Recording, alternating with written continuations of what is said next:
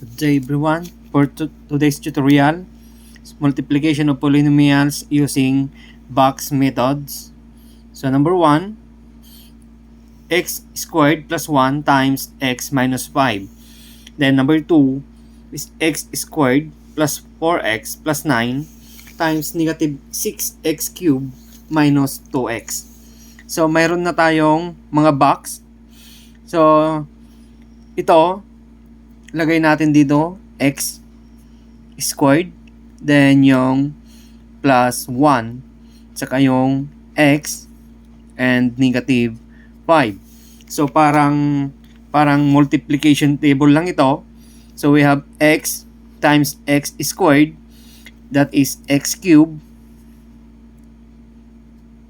and x squared times negative 5 is negative 5x squared. Then 1 times x is positive x. Okay? And 1 times negative 5 is negative 5. Then combine like terms, kasi walang like terms kasi nga cube, squared, at saka 1 ang kanilang exponent. So kukopyahin na lang natin in descending orders. So mauuna yung may pinakamataas na exponent. So that is x cubed. Then we have negative 5x squared, saka yung positive x natin, and negative 5. So this is the final answer for number 1. Number 2, x squared plus 4x plus 9. So ilalagay po natin dito. We have x squared.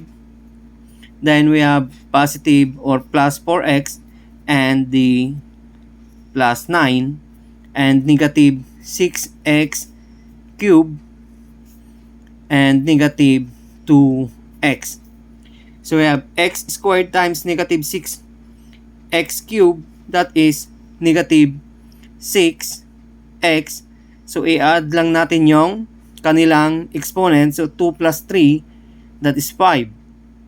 And x squared times negative 2x, so that is negative 2.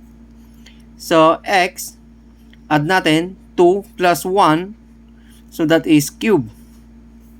Then 4x, positive 4x times negative 6x cubed, so that is negative 4 times 6 is 24. Then we have x. So exponent ng x natin ay 1, so we have 1 plus 3, that is raised to 4. And positive 4x times negative 2x, that is negative 8x squared. So 1 plus 1 is 2. Then positive 9 times 6, that is 54. So we have negative 54x cubed. And positive 9 times negative 2x is negative 18x. Then combine like terms, hanapin lang natin yung may parehong exponent. So ang may parehong exponent ay ang negative 2x cubed at ang negative 54x cubed. So the rest, kukopyahin na lang natin. So we have negative 6x raised to 5, then negative 24x raised to 4, and dahil parehong negative, copy the sign and add. 54 plus 2 is 56.